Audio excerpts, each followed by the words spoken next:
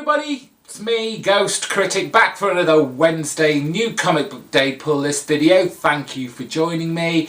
I have a big stack, at least for me. I'm no Travis, Oddfellows Thoughts, with his 33 books a week.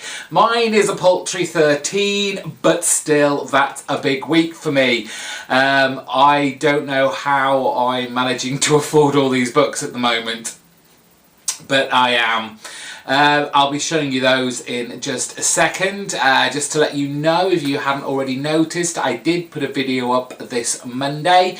Another new thing that I'm playing around with on my channel.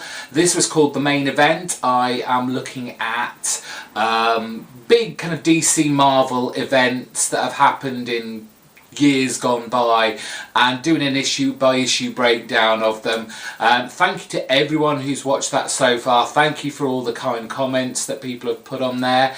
I am trying out different things at the moment, and you're seeing them pretty much every Monday. I have one more new thing to do. Hopefully will go up this coming Monday. It's something I've done once before, but I'm going to kind of tweak it ever so slightly, call it something else, and hopefully it's kind of out of the comic book boundaries that I kind of set myself. So it's something kind of new that I've never done before. It's still pop culture-ish, and I hope that you enjoy them. I'm not going to give you any more clues than that. This is the last week of October, so that means I'm going to have to do a top 5 favourite comics of October very soon. I will try and make it come out sooner than last month's, which is why I feel like I've only just done one and I'm not looking forward to doing another one so soon. And plus, I've been looking at the books that I've already read over October, and I would say I'm struggling to find 5, but there isn't that many wow books for me to talk about in October. So hopefully this week has got some wow comics in it to bolster up that video.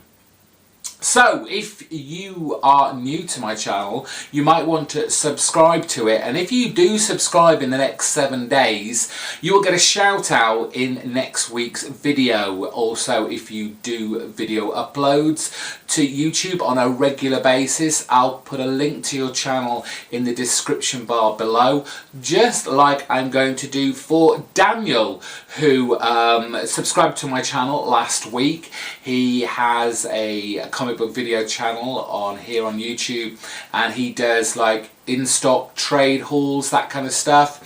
I've watched a couple of videos. I've not had a lot of time to look back at his older stuff, but I'm looking forward to seeing new stuff from him. And I'll just say hello to the Chinist, who, while doesn't have a video upload channel, did subscribe to me last week. So thank you to you two for subscribing to me. There's your shout out. Check out Daniel's channel page, which I'll put a link down there, and please feel free to comment, say hello, thumb these videos up, do all that good stuff, share them out on your Facebook page, on Twitter. Just bring them on to me, bring them into the fold. Okay, comics, this is what you've really come for. We're going to start off with the one Dark Horse comic I got this week, and it is issue number 4 of Conan the Slayer. I'm loving the sword and sorcery, the barbarian, the hacking, the slacking. It's just a great book. I won't say it came late to Conan. I've just not really, because of the price of them, I think, has put me off, but I've kind of found a great many of back issues, especially of the Dark Horse series, for just like ridiculously cheap prices. I just love this genre of comic books, and Cullen Bunn is doing really well. He's really taken to Conan. On to DC, 3 books from them. I keep saying this is the last issue of Dr. Fate, but it's not. There is still yet another issue of this to come out. It is concluded in issue 18. I looked at the back page, it says to be concluded. That will be the last issue, and then we'll say goodbye to Dr. Fate. it's been a strange old kettle of fish as this book. Never really took off as it should have done, and probably why it's only lasted 18 issues.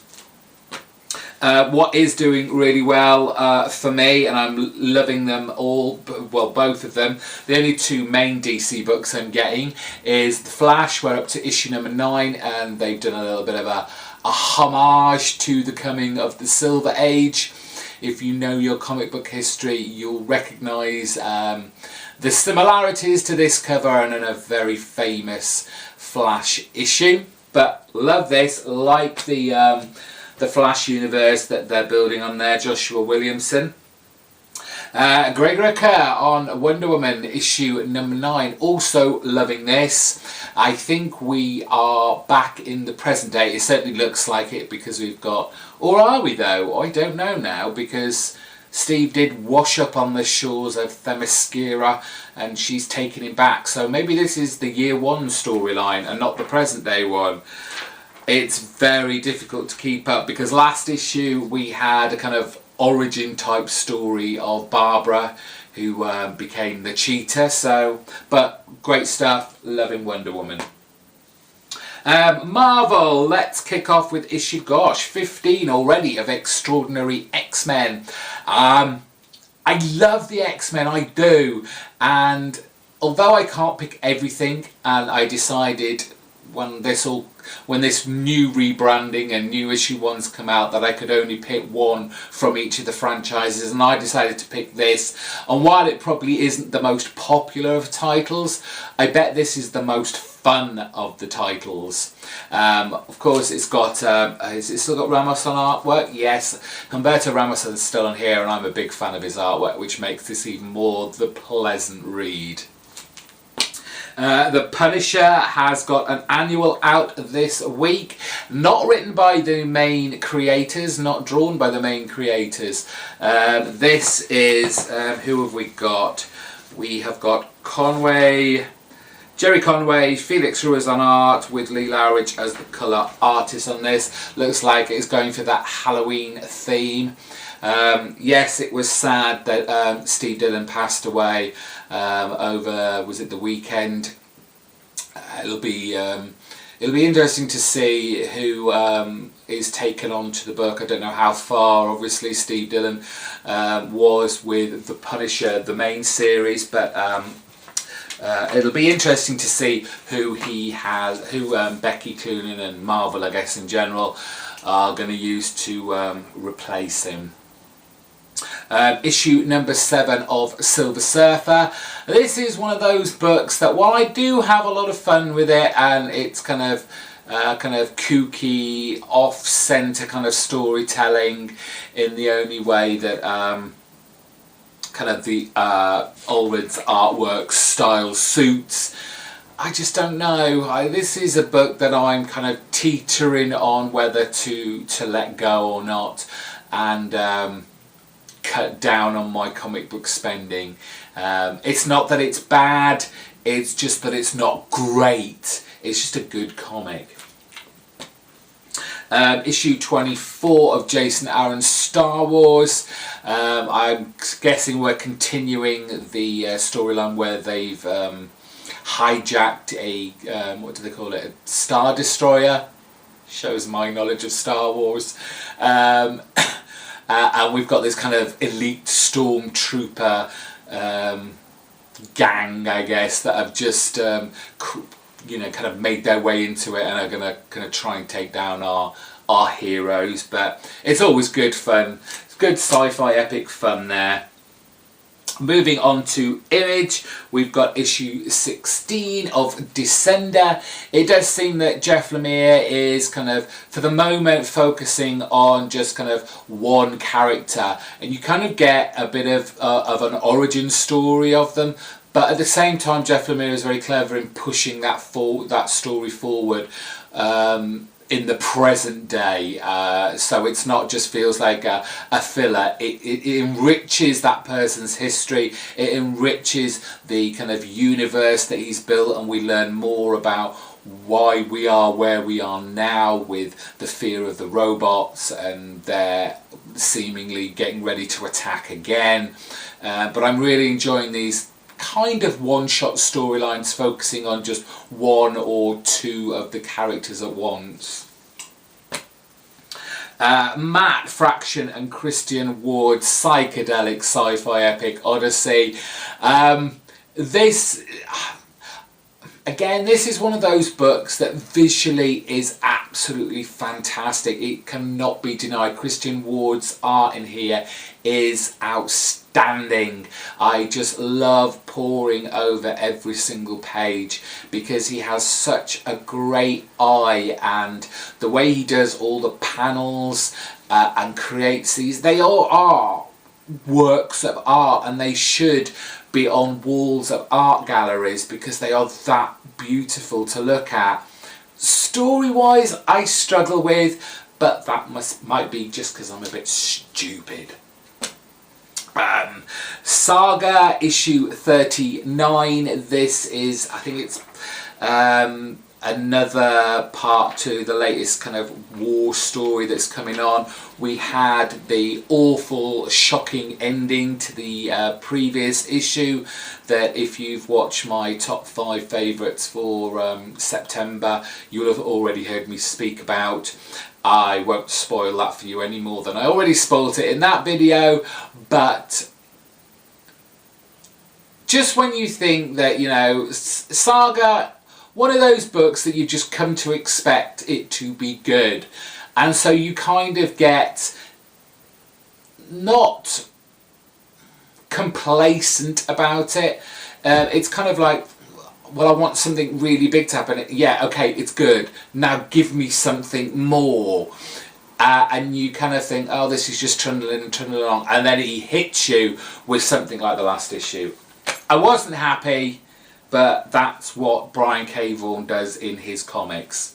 He pisses you off. Issue 2 of Rick Remender's new image book, 7 to Eternity. Kind of a mix, I guess, between sci-fi and fantasy. But I really enjoyed the first one. It's an interesting premise that he's created. The artwork was to die for. There's some great artwork in this book. I suggest you go and look up issue 1 and just fall in love with this book, as I'm sure I will be over the coming issues. And finally, issue 19 of Stray Bullets, Sunshine and Roses. It continues its madness, its chaos, its craziness, its constant diversions from the main storyline, but somehow they all seem to fit. David Lapper, master storyteller, on par with Kurt Busiek, I would say. He just seems to go everywhere and nowhere with this book, but at the same time, he's a smart cookie. He fits it all in like a jigsaw puzzle. It's literally, you might get a little bit over here, but I bet you what, it's connected to something down there as well.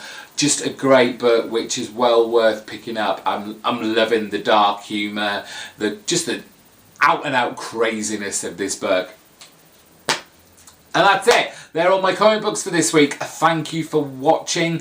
The nights are drawing in now. Our clocks go back this weekend, so it will all be unnatural lighting from then on. I'm only just getting the last light coming through my window this afternoon.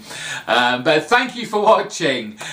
Subscribe if you're not already. If you do, in the next 7 days, you'll get a shout out in next week's video. Give this video a big thumbs up, and in the comment section below, let me know what you've been picking up. What did I miss? There were a few Marvel #1s. I was tempted with Doctor Strange and the Sorcerer Supremes, but I just can't afford it. Damn it! Anyway, until next time, thank you all for watching. Bye bye.